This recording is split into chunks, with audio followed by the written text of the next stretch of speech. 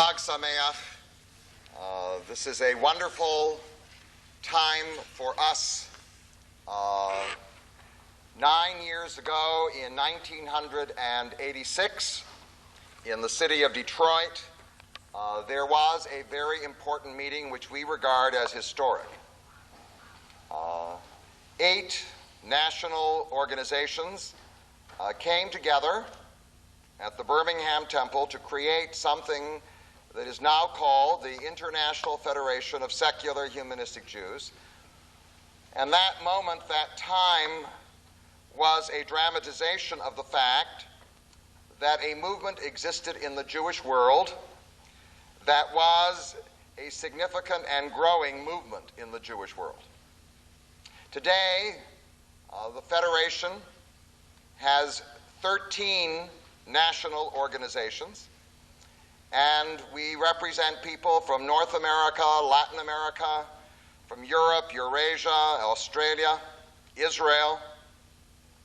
1 year before that meeting, in 1985, there was established in Jerusalem the International Institute, which has become the intellectual and educational arm of the movement.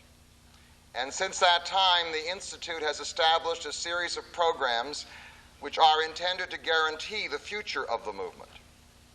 There is a leadership program that trains leaders for the communities of the movement all over North America and Israel and other places.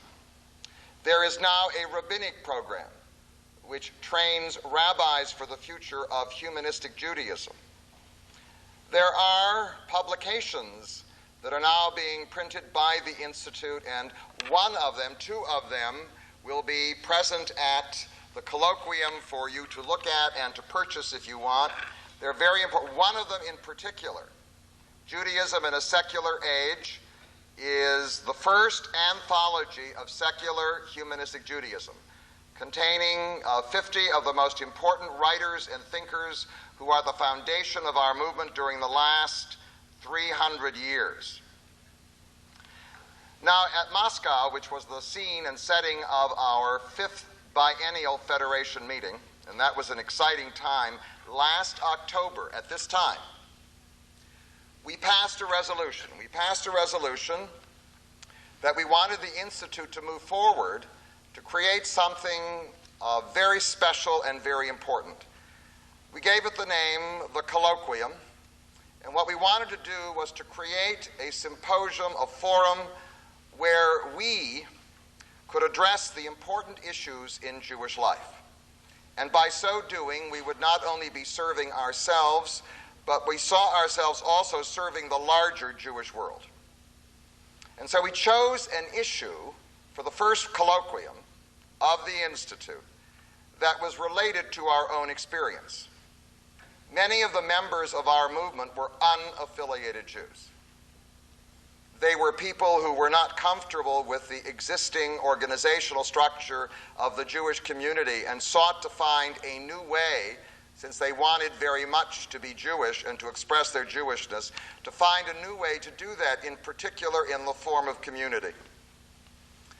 Now, the premise of this colloquium, which is built on the idea and the issue of the unaffiliated Jew, the premise of this colloquium is a pluralistic Judaism.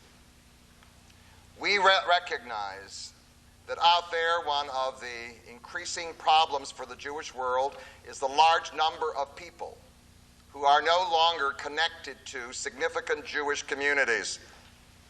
And we know that there isn't any one single formula for reaching them. And we do not imagine that our answer is the only answer. And so there are people participating in this colloquium who are not secular humanistic Jews. And that is the whole point. The whole point is for us to discuss, to dialogue, sometimes maybe even to argue, and out of it to brainstorm maybe some creative new ideas. So it is in this spirit of a pluralistic Judaism that we welcome all of you who are participating in the colloquium, whether as speakers, whether as part of the audience, whether in terms of intense discussion that we hope will be part of it. And in this spirit, we also affirm our connection with the whole Jewish people and with the Jewish community. We believe in unity in diversity. And it is with great pleasure that we welcome the leader of the Metropolitan Jewish Community, the leader of the Jewish Federation of Detroit, David Page, to this podium to bring us a special greeting from our own community.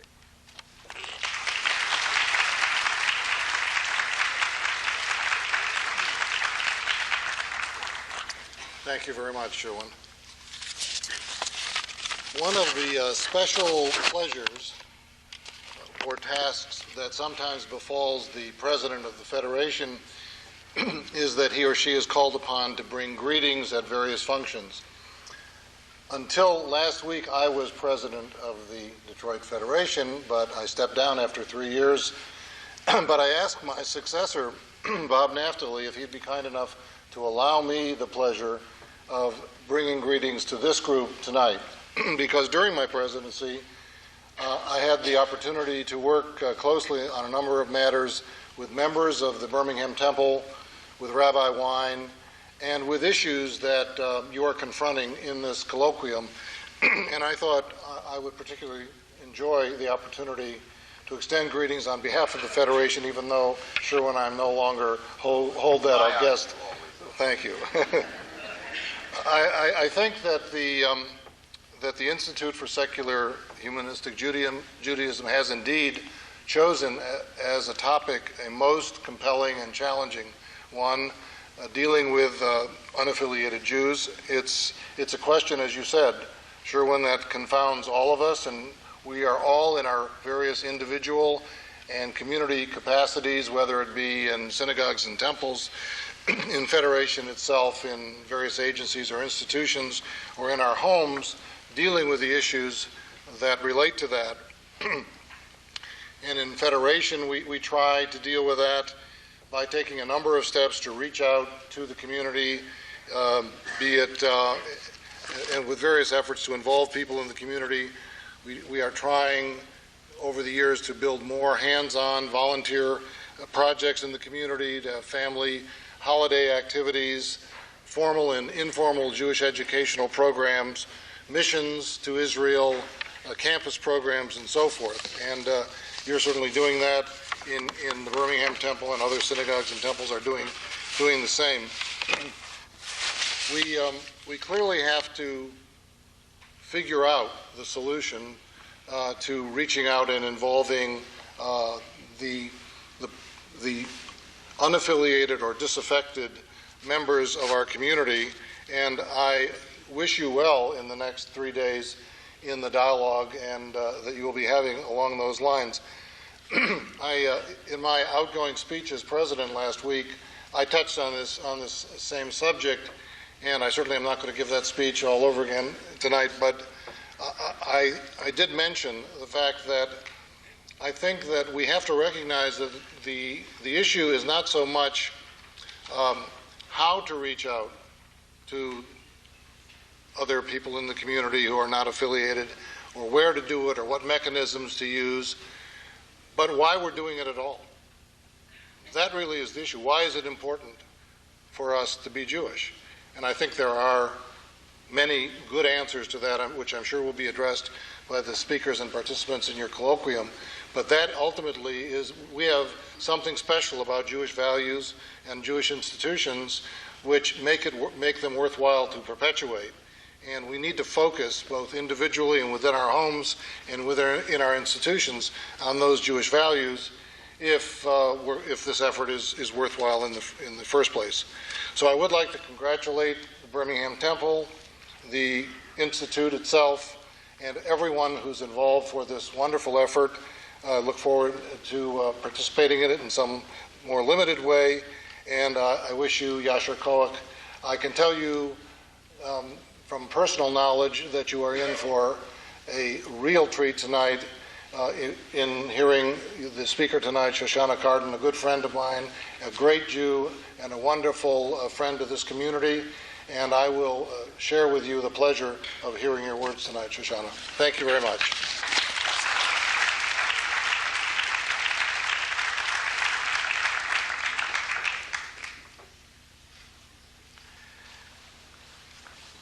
We have people from many places coming to this colloquium.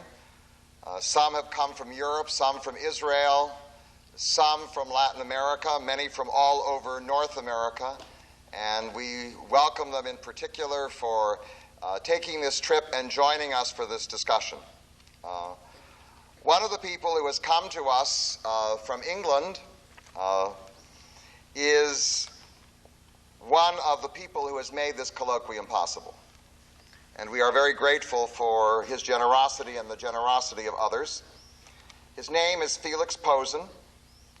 He has committed himself in recent years to finding effective ways to guarantee Jewish survival.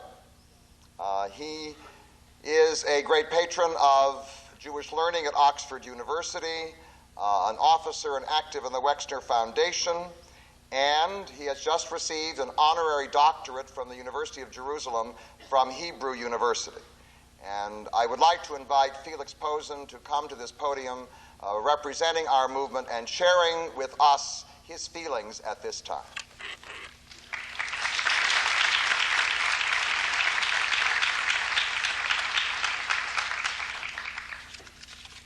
Thank you very much, Sherwin. Very nice introduction. The buzzword during the last decade is surely computers and its language.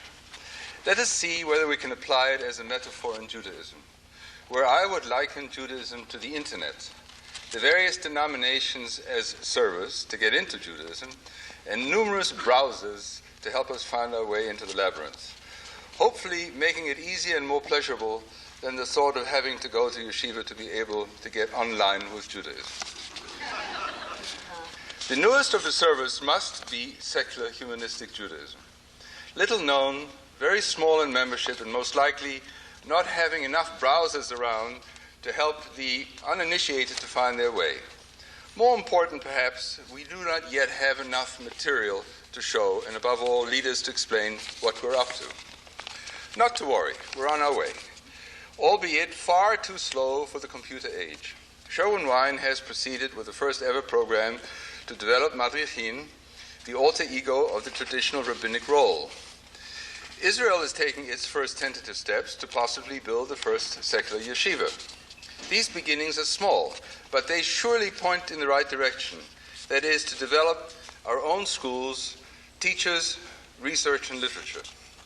Even though it is believed that most of the Jews in the world today, that is more than 50%, are secular, they are by far the least organized and in their Judaism intellectually and programmatically undeveloped or underdeveloped compared to other denominations. Assuming that most unaffiliated Jews are secular, it is no wonder they will be hard to find and of course difficult to attract, as our organization is still small and very undeveloped in every way. This is the challenge, that is to define in positive language what we are about and to try and sell Judaism as yet undefined or rather unpublicized positive qualities to the unknown, a daunting task. I hope this conference will take a giant step forward to develop a program, not only how to find the unaffiliated Jew, but how to make Judaism so attractive that it will be hard to want to stay away from it. This, in my opinion, can only be done with non-fundamental, non-forcing, non-moralizing phrasing consonant with the liberal pluralistic society in which we live and in which Jews generally thrive best. We should attempt to build on the excellent work done by Sherwin. His definition of secular humanistic Judaism in his books and pamphlets are excellent. He has led the way to the only direction which I believe can make this movement go forward, that is to cut the umbilical cord from the traditional denominations and present a brand new interpretation, however based on thorough learning of our ancient texts and history and custom, our customs. To duplicate this kind of learning, free from the fetters of religious dogma, one has to build one's own institutions, teach our history in a positive manner, in contrast to an overemphasis on a long tail of persecution and exile, and show some of the positive characteristics why, for a non-religious person, it is worthwhile to be Jewish.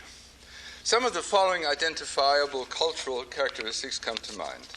A commitment to education, where study has become an ingrained attitude, seeking and learning about and relating to others, thereby creating a cultural community. Scholarly achievement has become a revered value.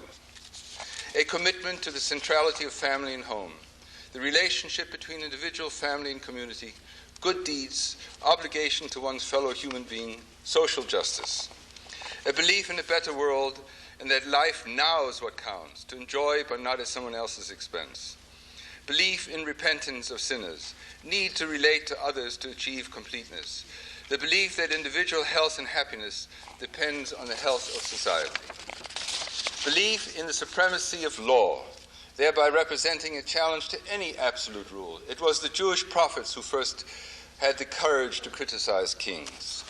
This propelled the Jew to the front line of new ideas and revolutionary movements, a belief that law depends on self-discipline, upon self-imposed boundaries for behavior which guarantee the survival of society, emphasizing duties, good deeds, obligation towards others.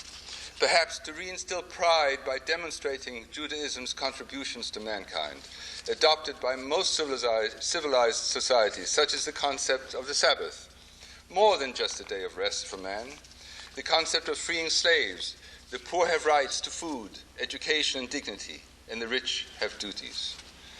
Jewish characteristics such as the style of argumentation, perhaps coming from the rich Talmudic tradition of legal argumentation, bringing reason to bear systematically on religious questions. They, therefore, became the first great rationalizers, which helped make them proficient scientists and problem-solving businessmen. Jews have been keen students of history. As Jewish history reflects world history, Jews go back to the past to go to the future. This is not meant to be an exhaustive listing of positive, but demonstrates that if one wants to, one can show Judaism in these lights rather than overemphasizing their 2 millennia-long tragedies, which surely must also always be remembered suitably. The tragedies, however, is what history has done to the Jews, rather than tell the tale of Judaism's positive qualities, which I believe must be demonstrated if one wants to sell Judaism to those not learned in our history and tradition. So I hope that this conference will go forward to show the positive qualities of Judaism and make it a must-sell. Thank you.